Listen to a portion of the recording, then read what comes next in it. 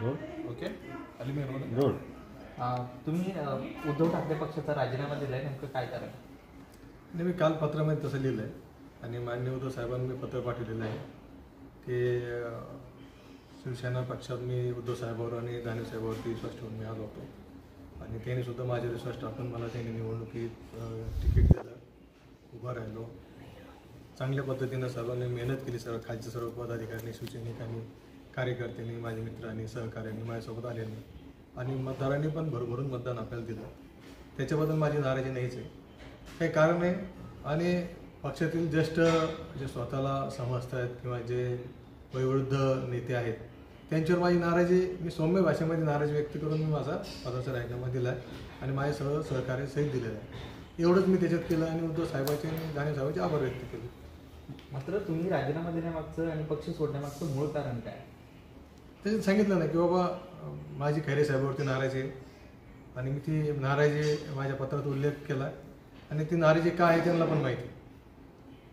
पण जे शिवसैनिक आहे तुमच्यावर एवढा विश्वास टाकून त्यांनी लाखभर मतं तुम्हाला दिली, तर त्या लोकांना तुमच्या खऱ्या नाराजीचं नेमकं कारण अपेक्षित आहे, तर तुम्ही असं उघडपणे का बोलत नाही? नाही, कसं आहे, आता ते एवढे ज्येष्ठ आहे, सिनियर आहे, वयोवृद्ध आहे, त्यांच्याबद्दल काही गोष्टी नाही बोललेले बरं आहे, त्याच्यामुळे ते बोललो नाही. आणि ते जर बोलत असतील तर मग त्याचं उत्तर मला द्यावं लागेल.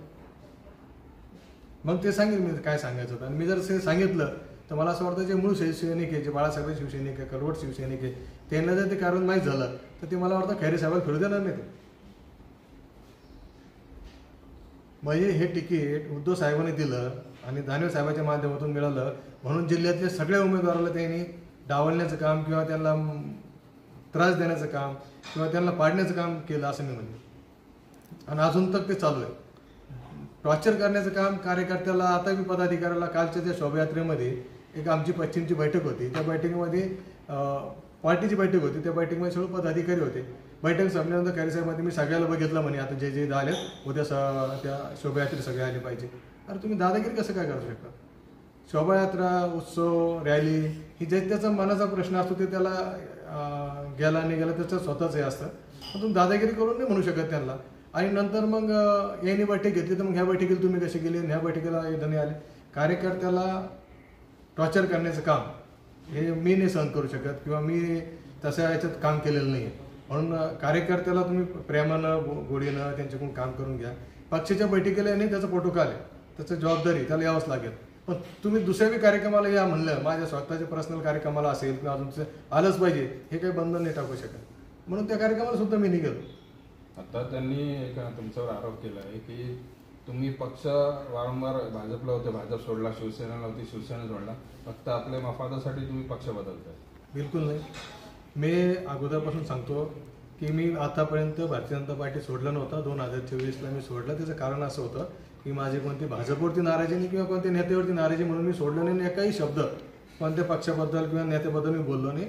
आमची नाराजी शिवसेना शिंदे गटाबद्दल आणि तिथल्या स्थानिक आमदाराबद्दल होती आणि आज बी आहे. म्हणून मी पक्ष सोडला होता. आमच्या सगळ्या सहकार्याच्या सांगण्यावरून ज्यांनी मला सोबत होते माझ्या, यांनी सगळ्यांनी मला आग्रह केला की आपल्याला यावेळेस काही करून आपल्याला यांना हे करायचं आहे, म्हणून आपण पक्ष सोडला पाहिजे. म्हणून सोडला. पहिल्यांदा मी 95 पासून भारतीय जनता पार्टीत काम करतो, वार्डाध्यक्षापासून. पहिल्यांदा 2024मध्ये मी पक्ष सोडला. मी आतापर्यंत पक्ष सोडलेला नाही.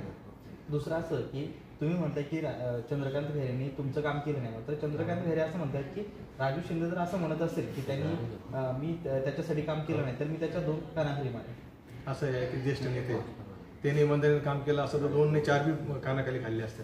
पण आता अशी वेळ आहे की त्यांनी त्यांच्या तोंडात मारून घेतली पाहिजे स्वतः. अशी वेळ आहे. मग त्यांना ते काय बोलते त्यांच्याकडे जास्त लक्ष दिलं नाही पाहिजे आता मला असं वाटतं. त्यांनी तुमच्या मार्फत इनडायरेक्ट अंबादास दानवेवर आरोप केलेले की परस्पर तिकीट मागणारे लोक सगळे हे पक्ष सोडून गेलेले.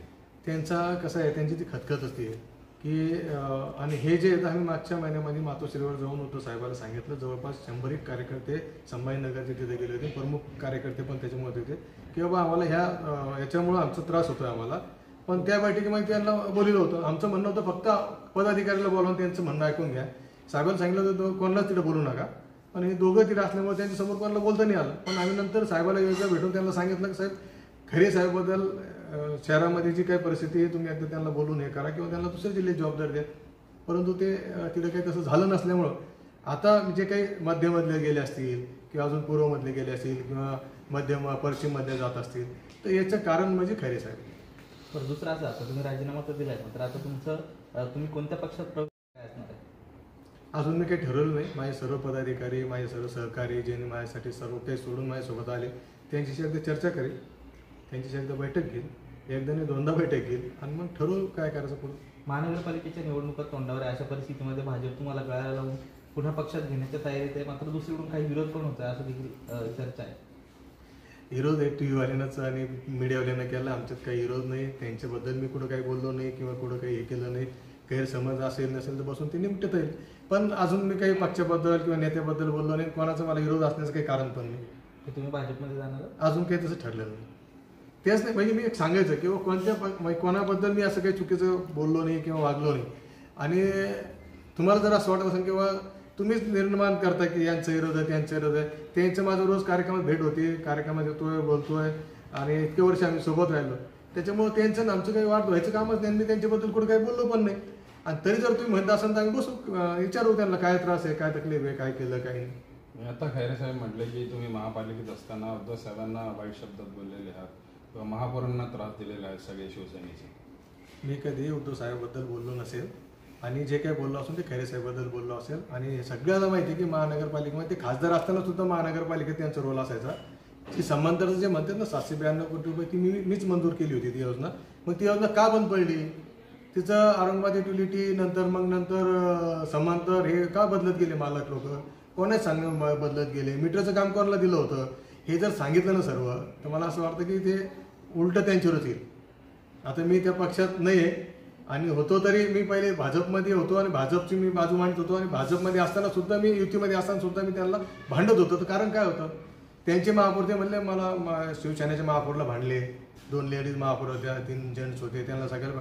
जर मी 4-4, 5-5 महापौरला जर भांडू शकतो शिवसेनेच्या, तर त्याच्यावर लक्ष देतो तुमच्या की मी तिथं काही कमी हे नाही, मी पण पॉवरफुलच आहे तिथं. आणि त्यांना भांडत होतो.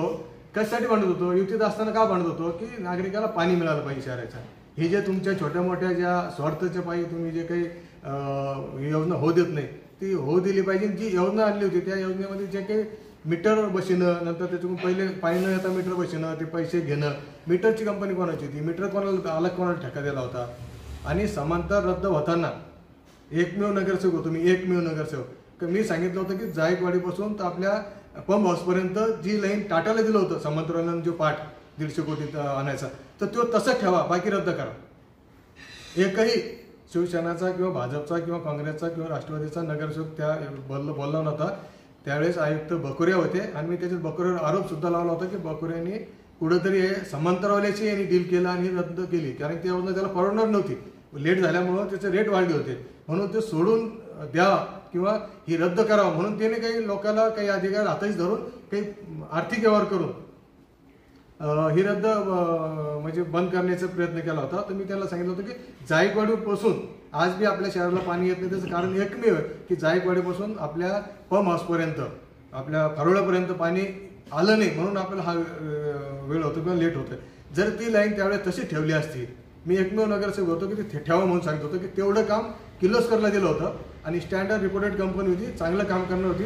तेवढं काम ठेवून बाकीचं तुम्ही मीटरचं तुम्ही वाटलं तर बंद करा किंवा रद्द करा, पण तेवढं ठेवा. ते जर आज ठेवलं असतं तर मला असं वाटतं 5 वर्ष होऊन गेले असते, 7-8 वर्ष झाले असते, पाणी आलं असतं शहरामध्ये. खैरे साहेब काय म्हणतात? खैरे साहेबांनी काय काय केलं सांगितलं तर तुम्हाला रात पुरणार नाही. शेवटचा प्रश्न असा आहे की ज्यावेळेस विधानसभा निवडणुका होत्या त्यावेळेस स्थानिक जे काही ठाकरे गटाचे नेते त्यांनी पक्षाची दिशाभूल करून चुकीची माहिती देऊन खंडणी उकळणाऱ्या लोकांना पक्षात घेतलं आणि त्यांना उमेदवारी दिली, त्यामुळे पक्षाचं नुकसान झालं. हे काय आहे, माझ्याबद्दल जे काही शिरसाट साहेबांनी जे निगेटिव्ह परिस्थितीचा प्रयत्न केला होता त्याचा एक भाग खैरे साहेब होता. याने सुद्धा सगळ्याला ते सांगितलं होतं, पक्षात तिकीट जेव्हा चाललं होतं ना मला, त्याला देऊ नका, त्याला हे करू नका, त्याला ते करू नका. त्यांनीच भाषणं केले की राजू शिंदे खूप चांगला आहे एका ठिकाणी. मी माझ्या चिकलठाणा MIDCमध्ये माझ्या जन्माच्या अगोदर कंपनी बंद झाल्या, ज्या मोठ्या कंपनी होते. आणि परवा दिवशी पालकमंत्री सुद्धा एका कार्यक्रमाला MIDC राहण्यामध्ये आले, त्यांनी तारीफ केली MIDC राहण्याची. मी साहेब हे जर अगोदर केलं असतं बरं झालं असतं. नवीन कंपन्या जवळपास 2,500 कंपन्या नवीन आता चालू झालेल्या आहेत 2-4-5 वर्षामध्ये चिकलठाण्यामध्ये, छोटे छोटे उद्योग. इथला प्रॉब्लेम काय आहे की इथं एक तर इनूनचे विषय होते, एक तर इथल्या रेटमध्ये किंवा अफ्ट्रायमुळे ह्या कंपन्या सगळ्या वाळूतल्या गेल्या होत्या अगोदर मोठ्याने, आणि काही लोक इथं लोन घेऊन सोडून दिलं आणि तिकडे नवीन कंपन्या केल्या होत्या.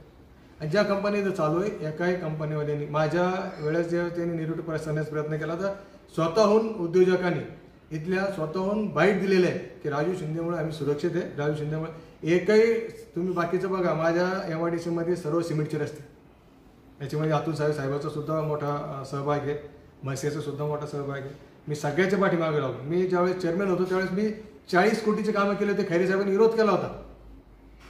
मग मी ते शहरातले कामं थांबले, त्याच्यामुळे त्यांनी सांगितलं ठीक आहे 40 कोटी 60 कोटी शहरातले, तर शहरामध्ये 60 कोटी आणि MIDC N1 मध्ये चिकाडानामध्ये 40 कोटीचे त्यावेळेस रस्ते केले होते. आता जवळपास 60 कोटीचे सिमेंटचे रस्त्याचे काम टोटल पूर्ण झालेले.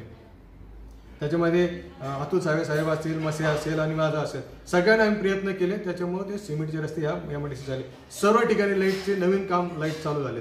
आता खंडणीचा आरोप तुम्ही कसं एक खंडणीचं जे असं आहे, शिरसाट साहेब आणि खैरे साहेब मिळून तुम्हाला बदनाम करताय. एकही उदाहरण त्यांनी दाखवा की राजू, मी स्वतः उद्योजक आहे, मी स्वतः उद्योजक आहे आणि मला माहिती आहे एकही पत्र किंवा एकही कंपनीवाल्यानं जर सांगितलं की राजू शिंदेनं आम्हाला रुपया मागितला, पैसा मागितला एक दमडी, उलट इथल्या जे काही प्रॉब्लेम असतील, काही वर्करचा समजा अपघात झाला असेल किंवा काही कंपनीत आग लागली असेल किंवा काही झालं, सगळ्यात पहिले जाणार राजू शिंदे असतो तिथे. सगळ्यात सुरक्षा. रात्री बेरात्री कोणती अडचण असली तर राजू शिंदे तिथे पोहोचतो. 4-4 वाजता 3-3 वाजता फॅक्टरीमध्ये जाऊन उभा राहतो. एखाद्या याच्यामध्ये अपघातात काही माणूस मेला, जे गाव तिला आलं तर गावाला समजून त्या डेड बॉडीला नेऊन व्यवस्थित त्याची विल्हेवाट म्हणजे त्याला त्याचे हे करून समजून काढून सगळी व्यवस्था करण्याचं काम मी करतो. माझ्यामुळं MIDC बंद नाही, माझ्यामुळं MIDC चालू होतोय. एकही आरोप त्याने सिद्ध करावा, नाही तर मी त्यांच्या विरोधात आता डिफेमेशन दाखल करेन माझ्या मानहानीचं, ज्याने मला हे केलं असं. आणि तुम्ही जे हे म्हणता ना, हे उलट आहे. मला तिथं जे त्याने सांगितलं बाकीच्या लोकांनी की इथं किती आम्हाला हे चालू आहे म्हणून त्रास चालू आहे, वळूज MIDC मध्ये असेल किंवा बाहेर असेल, पण चिकाडाना MIDC असेल. माझं नाव ते जे घेतात ना त्याने विचार करावा स्वतःला कोणामुळे चालू आहे. कोणता कार्यक्रम असला तर पैसे मागतात, कोणता एकही वर्गणी, गणपती असो, 14 असो, शिवजयंती असो, कोणत्याही एकही वर्गणी एकही रुपया जर कोणी कंपनीला जर आपण मागितला असेल त्याने सांगा की राजू शिंदेची पावती पाहिजे, उलट कंपनीवाला बंद करते की हे शहरातले जे झाले तर असं कोणी वर्गणी मागतंय, मी त्यांना फोनवर बोलून त्यांचं हे करतो. हे सगळं खोटं आहे आणि इथल्या इंडस्ट्रीला बदनाम करण्याचं काम ते करतायत. इथं MIDC येऊ नये असं त्यांचा प्रयत्न आहे. परंतु ह्या भागामध्ये रेट काय झाले होता, 5-5 हजार रुपये स्क्वेअर फुटचा रेट आहे. जरी MIDC जर बदनाम असती, इथं जर समजा हत्तेखोरी असती, इथे जर गुंडेगिरी असती तर इथे लोक आलीच नसते. बरोबर आहे. आज ह्या MIDC मध्ये कुठे 3,000चा रेट आहे, कुठे 4,000चा रेट आहे, कुठे 5,000चा रेट आहे, कुठे 2,000चा रेट आहे. स्क्वेअर फुटचा रेट आहे जे त्यांच्या भागात कुठं नसेल. शहरामधल्या भागातले पण इथे 7-7 हजाराचा रेट पण इथे गेला. आता तुम्ही हा जो रोड बघितला पलीकडला, 7,000 रुपये स्क्वेअर फुटनं तिथे आता सध्या जमिनी. मग हे कशामुळे होत आहे, इथं सुरक्षित वातावरण आहे. ह्या भागामध्ये प्रोझन मॉल आहे, राहिला असता प्रोझन मॉल. आता उलट प्रोझन मॉलमध्ये जर काही अडचण असली तुम्ही उभं राहतो जाऊन, कोणती दुकानं बंद व्हायला लागल्या किंवा काय व्हायला, मी जाऊन त्यांचे समन्वय करतो बाबा हे होऊ नये म्हणून. पण हे असे चुकीचं निगेटिव्ह पसरवून हे करून मी 4 वेळेस निवडून दिलं असतं का. माझा दिल्ल्या उद्योजक हे N1चे मतदार आहे. 1 साईड मतदान मला होतं तिथं. जरा समजा चुकीचे कामं केले असते, खंडणी मागितली असते, उद्योजकांना मला मतदान केलं असतं का, केलं असतं केवढं सांगा. 4 टर्मपासून मी नगरसेवक आहे. 25 वर्ष झाले आता. या 2025ला 2000ला मी नगरसेवक झालो MIDC. 25 वर्ष MIDC नगरसेवक राहतो मी, की असंच राहतो का. लोकांना काहीतरी माझ्याबद्दल सहानुभूती आहे, माझ्याबद्दल प्रेम असेल, माझ्याबद्दल विश्वास असेल, त्यावेळेस मला निवडून देते. सगळ्यात चांगला N1 आणि MIDC जर बघितला शहराला कोणता वार्ड फिरा, एवढे रस्ते कोणतेच वाढत नाही तेवढे रस्ते माझ्या वार्डात, सगळे रस्ते सिमेंट. या लोकांना तुम्ही काय सांगणार आरोप करणार. याने हेच लोकांना उत्तर दिलं ना. 1,06,000 मतदान जे मला झालंय, माझा तर दावा आहे मला 1,40,000च्या वरती मतदान झालंय. पण कसं कुठं गेलं काही कळत नाही. आणि माझे जे दुसरे प्रतिस्पर्धी होते रमेश गायकवाड, याला फक्त 21 मतदान कसं होतं. जे माणूस जिल्हा परिषद सदस्य आहे, जे माणूस ज्या सर्कलमध्ये राहतो, जिथे ग्रामपंचायत त्यांची पंढरपूर सर्कलमध्ये 3ऱ्या नंबरला कसं राहू शकतो ते माणूस. किमान 8-10 हजार मतं घ्यायला पाहिजे होते. हे मतं गेले कुठं. तर हे सगळं आता दिसत नाही. येईल कुठं ना कधी कधी ना कधी.